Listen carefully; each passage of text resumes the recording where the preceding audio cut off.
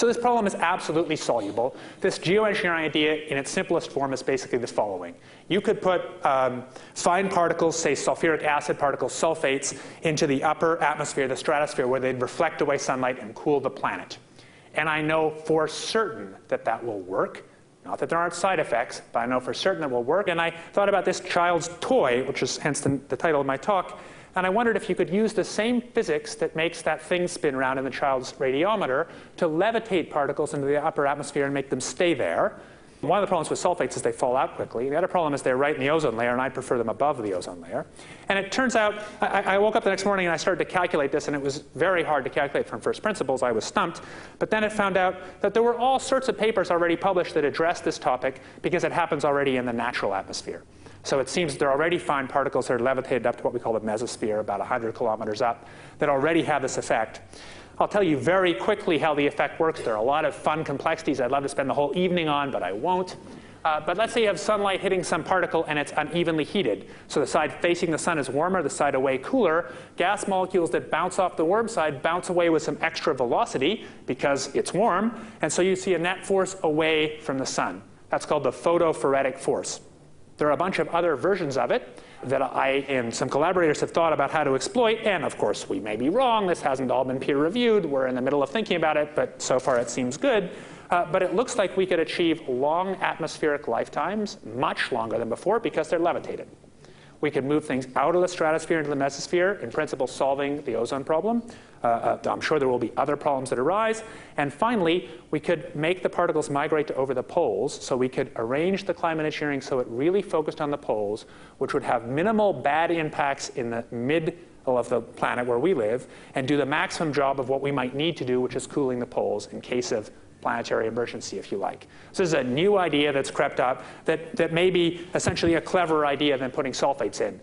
Whether this idea is right or some other idea is right, I think it's almost certain that we will eventually think of cleverer things to do than just putting sulfur in. Improved science and engineering will, whether we like it or not, give us more and more leverage to affect the planet, to control the planet, to give us weather and climate control, not because we plan it, not because we want it, just because science delivers it to us bit by bit, with better knowledge of the way the system works and better engineering tools to affect it. Now suppose that space aliens arrived on, maybe they're going to land at the UN headquarters down the road here, or maybe they'll pick a smarter spot. But suppose they arrive and they give you a box. And the box has two knobs. One knob is the knob for controlling global temperature. Maybe another knob is a knob for controlling CO2 concentrations.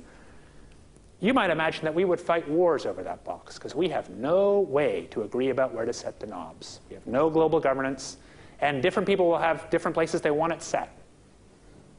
Now, I don't think that's going to happen. It's not very likely. But we're building that box. The scientists and engineers of the world are building it piece by piece in their labs, even when they're doing it for other reasons, even when they're thinking they're just working on protecting the environment. They have no interest in crazy ideas like engineering the whole planet. They develop science that makes it easier and easier to do.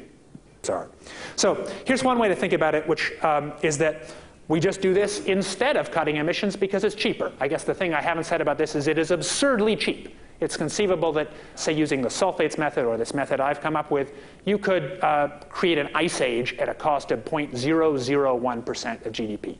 It's very cheap. We have a lot of leverage. It's not a good idea, but it's just important. I tell you how big the lever is. The lever is that big. And that calculation isn't much in dispute. You might argue about the sanity of it, but the leverage is real. So because of this, we could deal with the problem simply by stopping reducing emissions, and just as concentrations go up, we can increase the amount of geoengineering. I don't think anybody takes that seriously. Because under this scenario, we walk further and further away from the current climate. You have all sorts of other problems like ocean acidification that come from CO2 in the atmosphere anyway.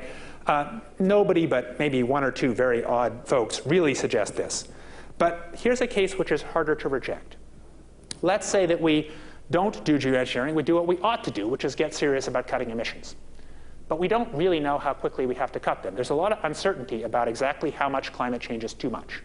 So let's say that we work hard and we actually don't just tap the brakes, but we step hard on the brakes and really reduce emissions and eventually reduce concentrations. And maybe someday, like 2075, October 23rd, we finally reach that glorious day where concentrations have peaked and are rolling down the other side. And we have global celebrations, and we've actually started to, we've seen the worst of it. But maybe on that day, we also find that the Greenland ice sheet is really melting unacceptably fast. Fast enough to put meters of sea level on the oceans in the next 100 years and remove some of the biggest cities from the map. That's an absolutely possible scenario. We might decide at that point that even though geoengineering was uncertain and morally unhappy, that it's a lot better than not geoengineering. And that's a very different way to look at the problem. It's using this as risk control, not instead of action. It's saying that you do some geoengineering for a little while to take the worst of the heat off, not that you use it as a substitute for action.